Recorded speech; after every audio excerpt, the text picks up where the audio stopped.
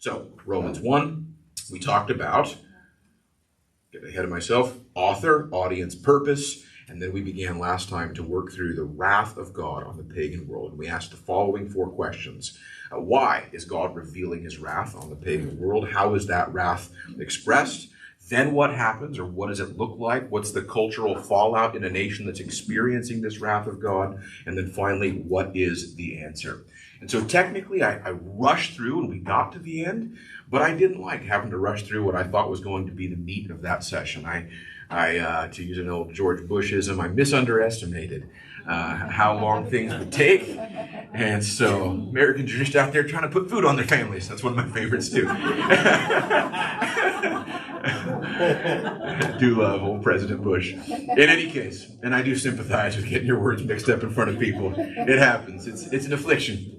In any case, he says in verse 18, for the wrath of God is revealed, or probably more accurately, is being revealed from heaven against all ungodliness and unrighteousness of men who suppress the truth in unrighteousness. Because what may be known of God is manifest in them, for God has shown it to them. For since the creation of the world, his invisible attributes are clearly seen, being understood by the things that are made, even his eternal power and Godhead, so that they are without excuse. So there's both this declaration that God is revealing his wrath on the pagan Gentile world, and the explanation of why. God has revealed himself clearly and powerfully, and man rejects that self-revelation of God. Before we go any further, let's pray, and we'll start to get into it. Father, we thank you so much for your goodness. I thank you for the power and truth of your word. And as we have to think through some things today that can be difficult to consider, especially as we may know people caught up in some of the things described in this text, I pray that you'd help us to see most of all and most clearly and powerfully that the truth of your word is here to point us to the saving power of the gospel, that we are all lost in sin and estranged from you apart from your salvation, but you've preserved this awesome record of the declaration of the gospel for us so that we can know and know for all our friends and family and neighbors how anyone anywhere can be reconciled to you through faith in Jesus Christ. So I pray that you'd help me to speak clearly and accurately and help us to see these things accurately today and be encouraged in our faith. In Jesus' name, amen. So the answer, why the wrath of God? Because people reject God who has clearly revealed himself. And we made the point that this is a shocking idea in modern culture. The idea that everyone everywhere actually already knows that God is real. It's not that this is in doubt, that this is ambiguous, but that people have this innate knowledge, and from God's point of view, his revelation in nature is clear, is compelling, and he expects it to be taken seriously. And so when we come to that and we say, no, we don't believe in a God, or not that God, we'll make our own God, God views this not just as a flaw in thinking, not just as an intellectual defect, but as a kind of rebellion. From God's point of view, the evidence is so clear and consequential and compelling that to say, no, we will not respond to that God is a kind of rebellion. And so to defend that point, we just thought briefly, and a little less briefly than I had hoped, through some of the evidence that's all around us. Firstly, the cosmological argument. Whatever begins to exist has a cause. The universe began to exist, therefore the universe has a cause. And I'll resist the urge to teach through all these things again exhaustively, but premises A and B are no longer controversial philosophically or scientifically.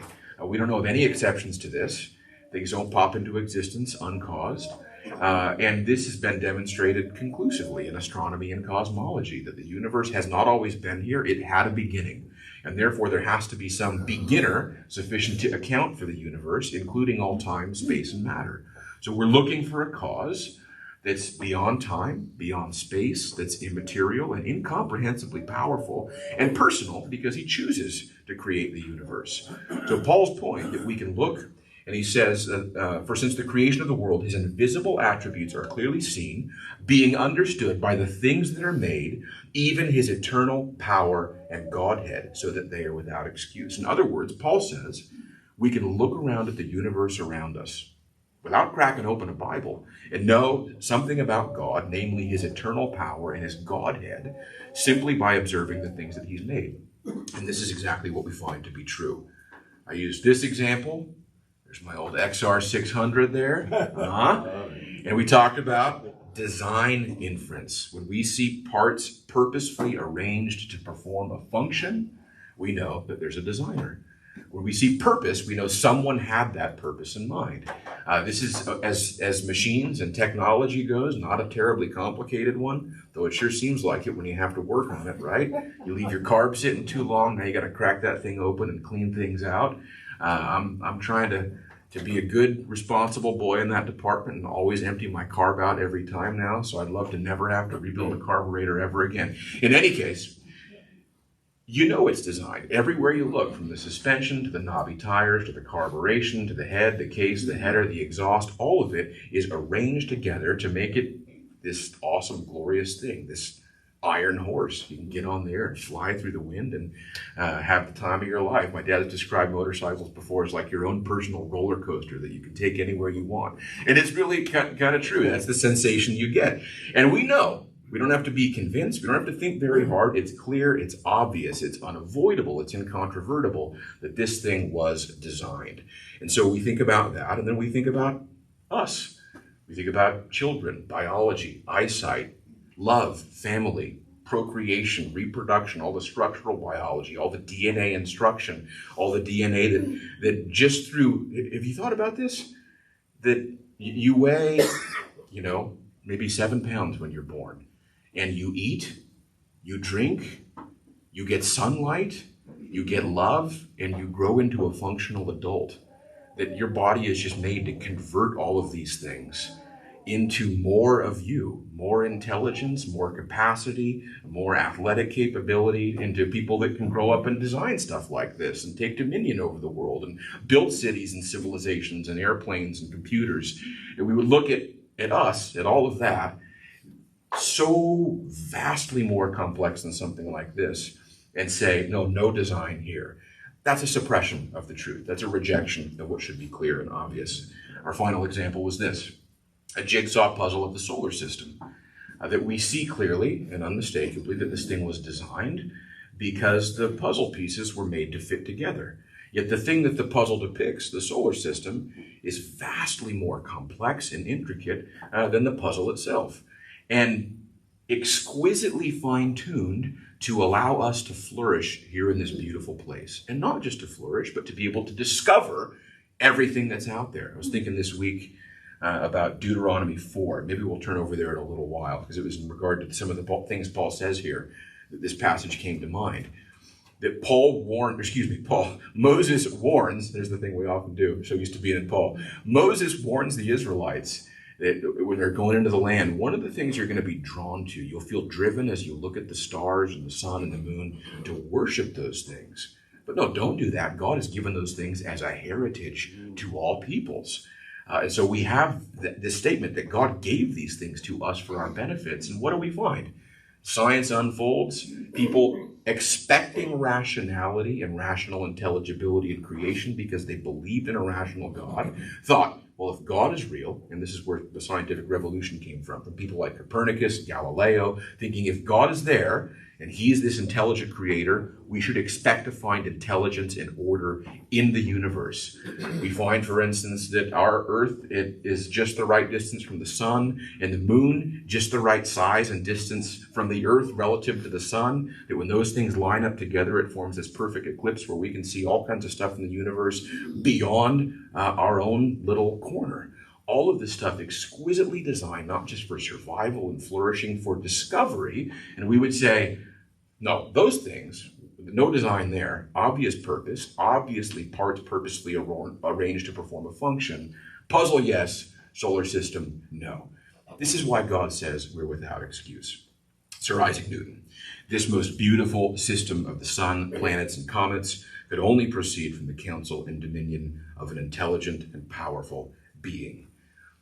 I always like to be careful about sourcing quotes, because it's a shame that sometimes there are preachers out there who just don't go to primary sources, and they'll grab something that somebody quoted, and you find that guy was actually just quoting it somewhere else, and you find it in like 7 or 8 books, and you can't find where it was originally said. Anyway, so it's good to, once in a while, go back through old presentations and go, let me make sure I know exactly where that came from.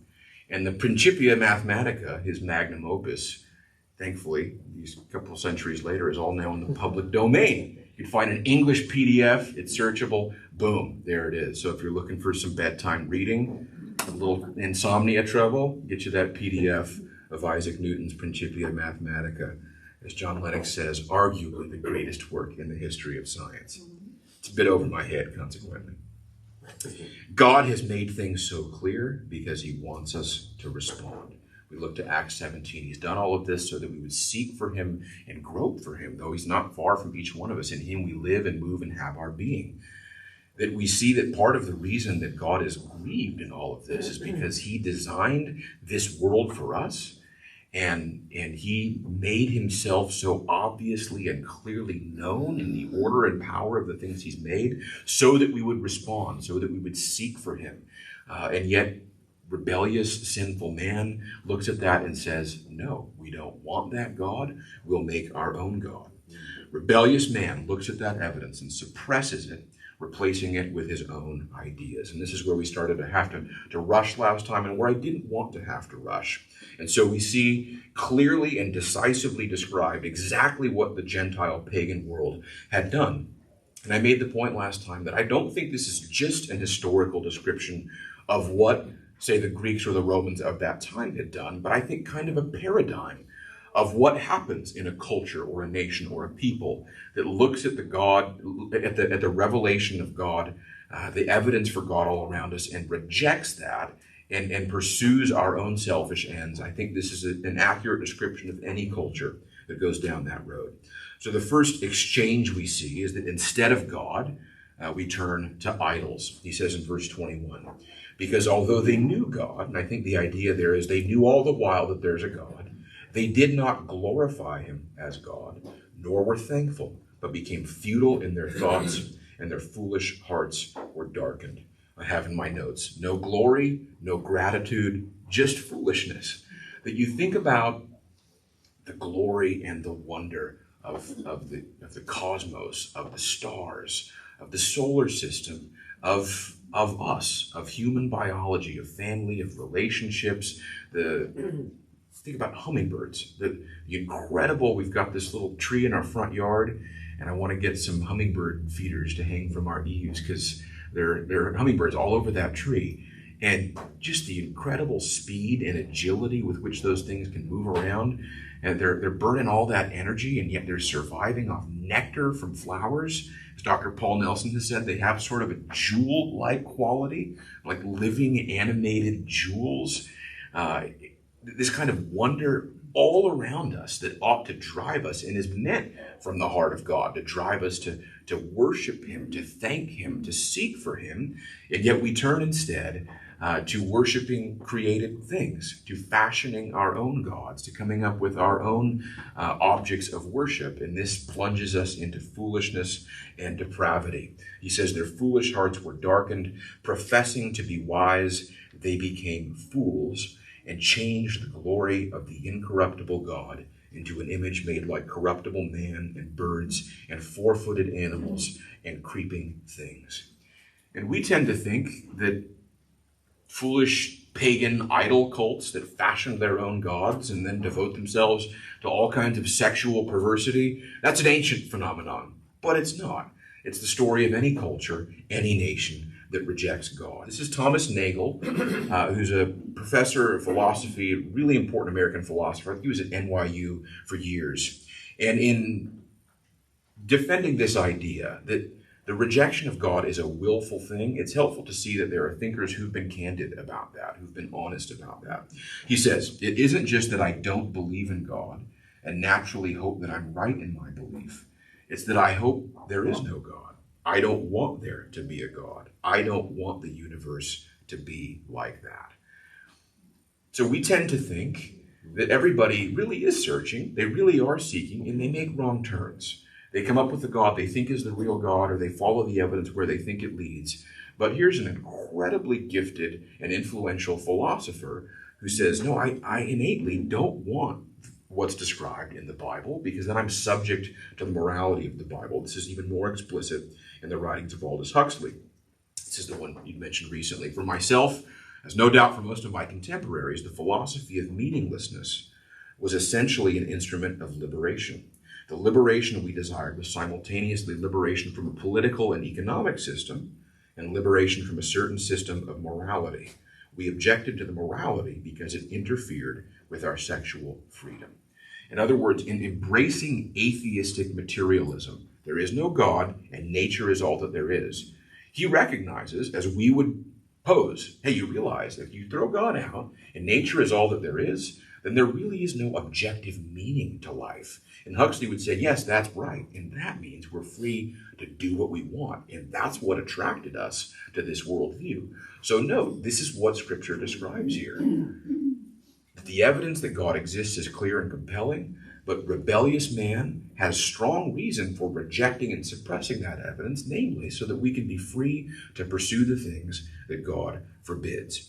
And so we find increasing depravity, foolishness offered up as wisdom. Instead of truth, the lie. He says in verse 24, therefore, God also gave them up to uncleanness in the lusts of their hearts, to dishonor their bodies among themselves, who exchanged the truth of God for the lie, and worshiped and served the creature rather than the Creator, who is blessed forever.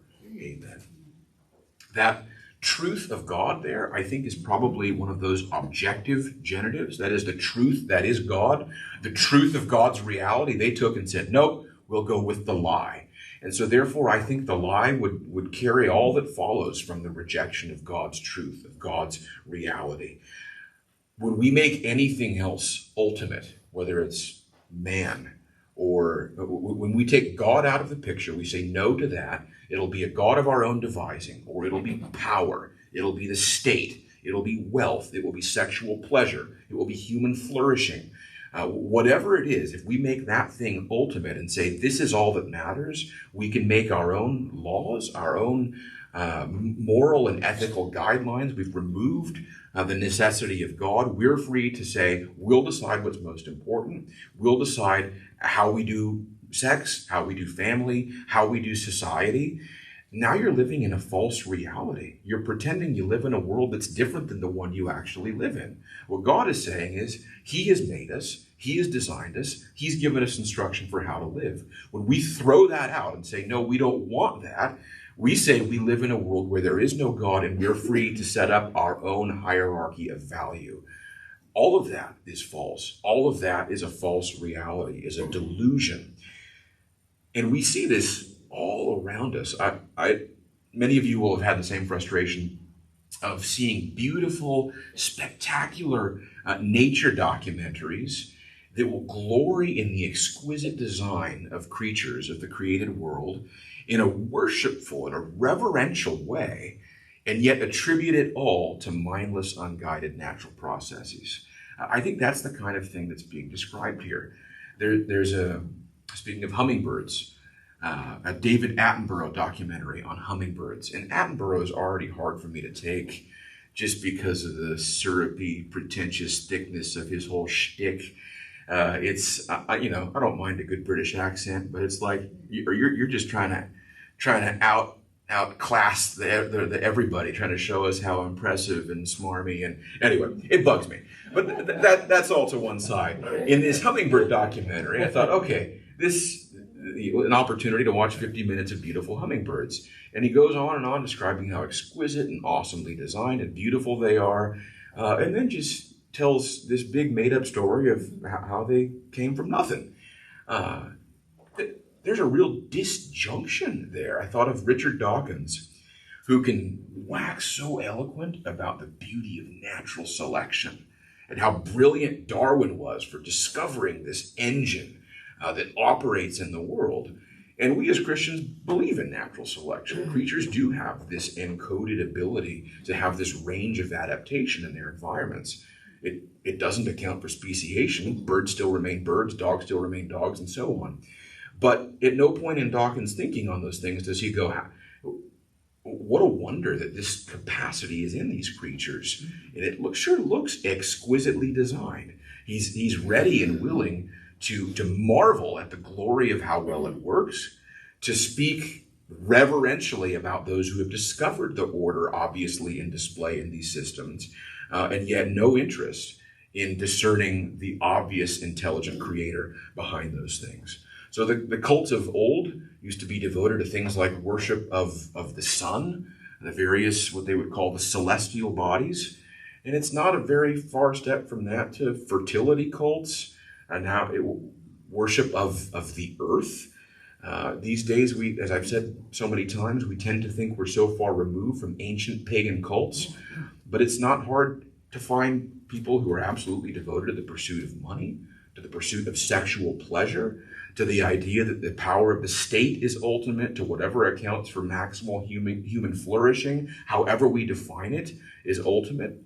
But if you make any one of those things the ultimate goal and make us the arbiters of what that means, of what's permissible in sex and relationships, of what's permissible in state and power, you throw out the authority of God, God's design for humanity.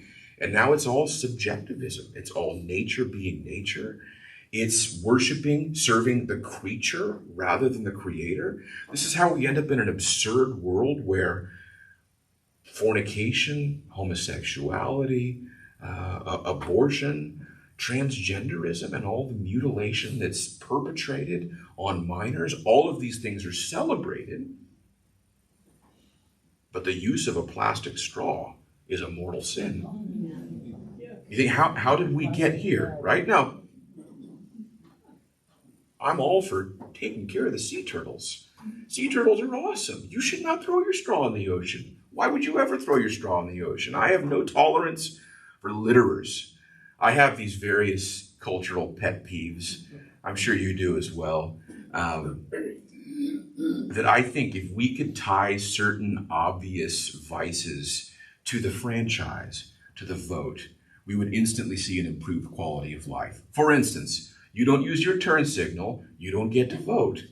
That sounds crazy, but you think about it. You're driving and you think, I could move one finger and vastly improve the situational awareness of the people around me. I could love my neighbor enough to move one finger, or I could not care whether they know what's coming. So I think if you don't love your neighbor enough to occasionally move one finger, maybe we don't care what you think about who runs the country, you know? In the same way I think about littering. I remember one time years ago at the taco shop, we're waiting for our burritos, and this lady just opens up her door and throws all her junk mail on the ground. And I handed it back to her. I thought, you dropped this. And she looked at me like I was a horrible person. Did I throw my junk mail on the ground? You seem to have dropped it. Anyway, in a similar way, if you can't walk, there's a trash can like 8 feet away, right? Do we need you voting in matters of consequential importance in national elections? And so, that to say, throwing your trash on the beach, throw whatever those things are that they probably don't even make them anymore, those little plastic things that keep your six packs together, throwing those, no, don't be throwing those at the beach and trying to afflict the sea turtles. Sea turtles are awesome, beautiful, exquisite creatures, evidences of God's glorious design. But we're the ones made in God's image. We're the ones that God made, as we saw last Sunday night, to take dominion over the earth, to be able to enjoy marriage and family, to be fruitful and multiply. Made in his image, male and female, he created us. We have all this instruction, all this blessing that's offered up to us, and we desecrate it. We throw out the design, and when children are brought into the world that aren't desired, we murder them. And we think this is not only permissible so that we can pursue the God of sexual liberation, but it's something to be celebrated. Shout your abortion, for instance. And it should be so clear, it should be so obvious that there's shame associated with these sins, that we are violating, we are desecrating what God has obviously intended to be holy, and yet so quick to point the pointy finger of accusation against those who would use the straw made from the wrong material. This, I think, is the kind of thing Paul describes here, willing to worship and serve the creature rather than the creator. Was it Dylan that said, you got to serve somebody? It may be the devil or it may be the Lord. You got to serve somebody. that we have this instinct for worship, for reverence. And when we say we're not going to worship the God who has made us, we'll figure out what we want to worship, and we'll make our own law and religion surrounding those things. It's not a vacuum. It's not we won't be religious, we won't be devoted, we won't have ethical rules. No, we make our own religion. We make up our own gods. We make up our own guidelines for sex. And what we see is carnage, mayhem, absurdity, violence, death, doom, because we've chosen to suppress the truth and replace it with lies. And of course, that brings us to all of this. Instead of marriage and family, homosexuality. Verse 25, who exchanged the truth of God for the lie and worshiped and served the creature rather than the Creator, who is blessed forever. Amen. For this reason, God gave them up to vile passions. For even their women exchanged the natural use for what is against nature.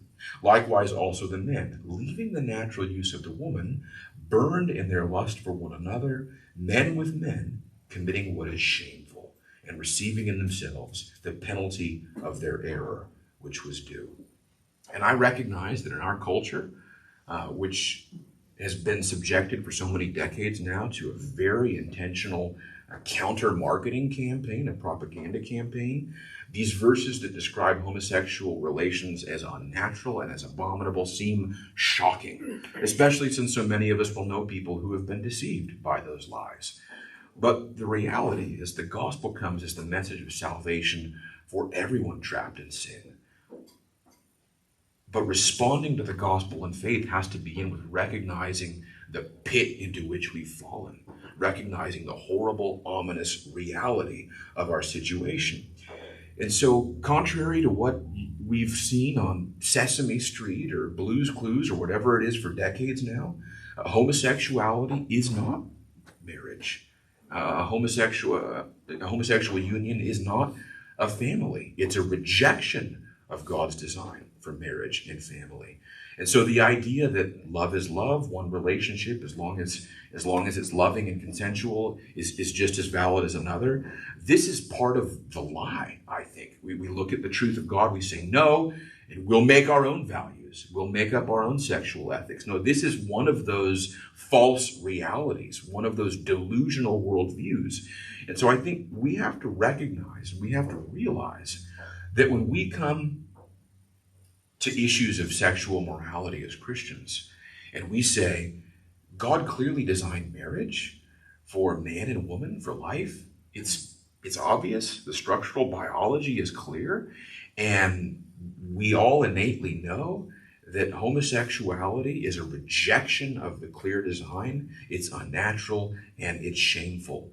That we believe that we're living in a different world than the folks who say it's all good and fine believe they're living in. They believe, they're claiming to believe, they're claiming that they live in a world where one sexual relationship is just as valid as another. And we're saying, no, that's not the world we live in. We live in a world made by God who has revealed himself and made the design clear and obvious. And so back to this idea that when Paul says they serve the creature rather than the Creator, they exchange the truth for the lie, that this is real. That people who say what's ultimate, what's most significant is us, is what we want, is our wants, our desires, our pleasure. There is no transcendent reality that's binding on us. That's the gateway to a false world, that you think you're living in a world that actually does not exist. And it's important for us to recognize that to the extent that that's hard for us to swallow, that seems crazy, that seems backward. Obviously, love is love. People just want to be in loving consensual relationships. They just want to have the same rights in marriage and family as anyone else. All these things that I think so easily well up in all of our hearts are because, to use the football analogy, there's this play that's been run on us. And you'll find in the homosexual activist literature, it was out in the open. It was intentional. They wrote books about how we're going to desensitize the American populace so that they no longer think it's unnatural, so that they no longer respond with revulsion. That there was a strategy, and the strategy was implemented with a lot of money and a lot of time and a lot of intentionality, that it has not always been the case that people just accepted the categories of the LGBTQ community or of homosexual people. Now, it was recognized that if you have a temptation to homosexual sin, that's not who you are. That's not a core part of your identity. It's a way you feel. It's something you're tempted to do. All of us are tempted to do things that God forbids, maybe very authentically so. But the message of the gospel is you can be saved from that indwelling sin. You can be liberated from those temptations. And so the point of working through this is not to arm ourselves to be hateful or phobic or any of these slanderous terms that we hear, but to recognize, no, there is a design. When we depart from that design, we do see the culture falls apart, the culture unravels, but the God who condemns the rejection of his design is offering salvation to the rebels. The God who condemns our rebellion is offering salvation to us who have rebelled against his clear design. And so that brings us to how the wrath works out. We've already seen it in these verses, and how all the various cultural fallout. As we've said, God delivers people over to the self-destructive pursuit of their chosen sin. Verse 24, God also gave them up to uncleanness in the lusts of their hearts.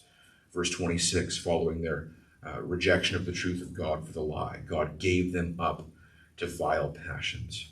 Verse 28, and even as they did not like to retain God in their knowledge, God gave them over to a debased mind, to do those things which are not fitting. One commentator used the image of people in a boat desperately trying to paddle away from the shore, and God hanging on to the boat, and God at a certain time letting go of the boat. And the river goes over the cliff of destruction, and people so desperately want to pursue that which God says will destroy. And so when Paul has said in verse 18, the wrath of God is being revealed from heaven against all unrighteousness and ungodliness of men. This is not eschatological wrath. That's coming. I think it would be included. This is God's allowing a culture to destroy itself by getting the things they're pursuing. That we say, no, we don't want that God and we don't want his rules. We'll make our own rules. Well, it turns out you're living in a world where if you reject God's rules, your culture cannot survive. Your populace will not be governable. Your GDP will not sustain the demand. All of these things that you need to sustain a nation will no longer be there. That it turns out the things that God gave us, marriage, family, these things are pillars of civilization. When you say, no, we don't believe in God. We don't believe there's order and design in the universe. We don't believe there's a design for humanity. We believe that we are ultimate and we will make our own rules. That a society cannot survive on the basis of that kind of a worldview. I had a seminary professor who put it this way, and it always stuck with me. People ask, what's the judgment of God on a nation that has embraced homosexuality? And he said, it's kind of the wrong question. Homosexuality is the judgment of God on a nation that has rejected him. And this is not to say that every person who's been deceived by this sin, who's been afflicted by this lifestyle, has come to a place in their life with, in a high-handed way, they shook their fist at God and said, no, I will embrace all that destroys. But it is to say that these things happen on a cultural and a national level. And so many of us may have dear friends, kind people, sincere people who have been seduced by this lifestyle on the assumption that it is perfectly normal, perfectly acceptable, that there's fulfillment there. But how is it that we're living in a kind of nation where those lies can get traction, where those lies can find purchase and get a foothold? It's because as a culture, we've said no to the God who has revealed himself. And once again, the hope is that anyone caught up in that torrent of destruction can be saved out of that. But we have to recognize, how did we get here? The judgment of God because of our rejection of him and his clear designs. And that brings us to what I've called this pagan death spiral. Verse 29, being filled with all unrighteousness, sexual immorality, wickedness, covetousness, maliciousness, full of envy, murder, strife, deceit, evil-mindedness. They are whisperers, backbiters, haters of God, violent, proud, boasters, inventors of evil things, disobedient to parents, undeserving, untrustworthy, unloving, unforgiving, unmerciful, who knowing the righteous judgment of God, that those who practice such things are deserving of death, not only do the same, but also approve of those who practice them. I saw kind of an ironic clip this week from Yuval Noah Harari, who's a straight-up psycho. Guy truly is a psychopath, I think. But he's one who, in some ways, I think is following the rational outworkings of his worldview. He's a homosexual, and he's an atheist, and he's a historian, and he's big into artificial intelligence. We've mentioned him recently before as kind of the new frontier of evolution. He says humanity, Homo sapiens as we know it, will disappear over the next century or so. And just as he would say, something like 70,000 years ago, we were once just sort of brute animals like everything else out there. We had some fortuitous circumstances that allowed us to supplant, I think it would be the Neanderthals, the next frontier of evolution will be the artificial intelligence supplants us, and humans will go by the wayside, and that's just the way it's going to go. And so he's the one who has said, as an atheist, there's no such thing as human rights. This is just a story we tell us. Like God, there's no God, there's no human rights. And yet in another clip, he said, there's this thing I don't understand, that here at a time when we have the most advanced technology in the world, we've lost the ability to understand each other and to communicate and to have conversations and empathy with each other. And I thought, well, it seems like we're kind of dominated by the things in verses 29 through 31. The things that you need for a society, the basic common ground of where we came from, where we're going, what's valuable in life, you lose those things when you reject God and are turned over to the pursuit of that which destroys. Verse 31, undiscerning, untrustworthy, unloving. The idea there is without natural affection, the basic love between husband and wife, and maybe even more fundamental between mother and child, that is absolutely fundamental for a nation to survive, is one of the things that you lose when the judgment of God comes in this way.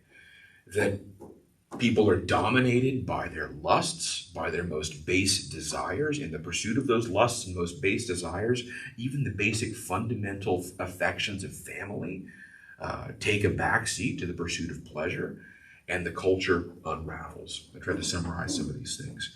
Foolishness is embraced as wisdom. Of course, we've seen that already. Think about the jigsaw puzzle and the solar system.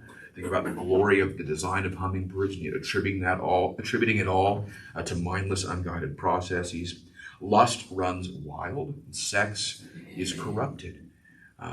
We're living at a time when there are millions of people in our culture who truly believe that sexual pleasure is the supreme value. And that if there's any law, any constraint, any convention that says, actually, you know what? I understand that you're drawn to that thing, but you should suppress that urge in the pursuit of this other higher value. You'll be met with protests and marches, maybe worse, slander and doxing and violence, because we live in this world where we've said, no, God is not ultimate. Our pleasure is ultimate. As a result, culture unravels, issuing in the pursuit of all these things we see described. It's striking to see in verse 30.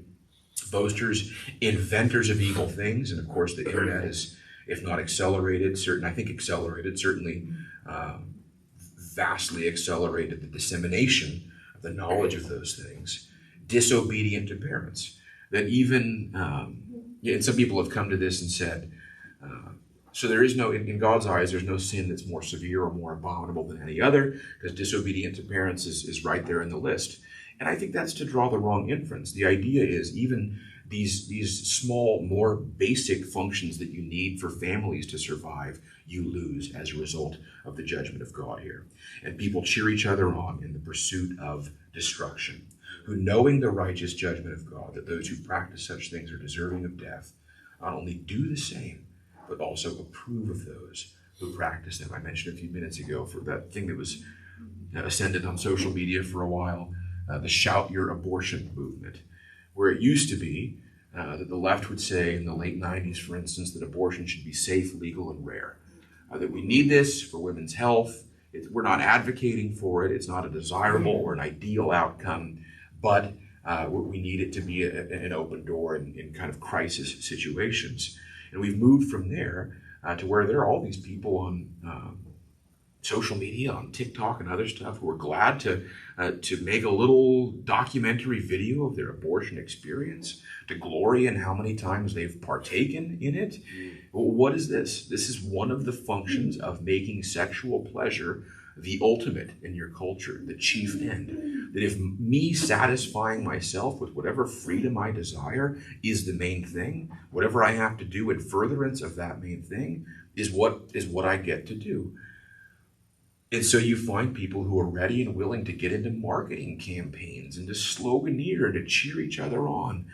When we mention transgenderism, it's not because we want to bring any harm or grief into the lives of people who have been victimized, but because we need to recognize that they are being victimized.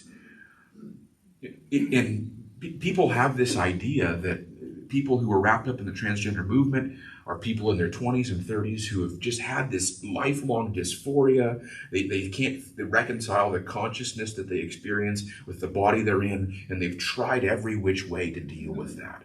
And that's just not the movement that we're living in. It's young girls who, for the vast majority, young preteen, teen girls who are being marketed to on the basis of normal experiences. Do you feel insecure in your body? Do you not like boys looking at you when you're 13 years old? Does that make you uncomfortable? You know why? Because you're not supposed to be a girl. So come and we will mutilate you and try to make you into an artificial male, something that can't be done. Our opposition to that is not hatred for the people who've been ensnared by it, but comes from the desire to not see people destroyed by the rejection of God's design. I heard a story this week that somebody was asking Rosaria Butterfield, I mentioned last week, the former feminist lesbian who's now a pastor's wife and who helps people with these things. And they said, my daughter is dressing as a boy. Can you help me? And she just sat down to talk with the daughter. And she said, hey, what's going on? And she said, I don't like the way boys look at me. And so she thinks the answer is, I must be a boy. And so there's all this cultural machinery in place to just consume her and destroy her because she's experiencing a normal human emotion. And Rosario was trying to help her and to say, what you're feeling is really not far from modesty. You shouldn't want to thrive on being leered at.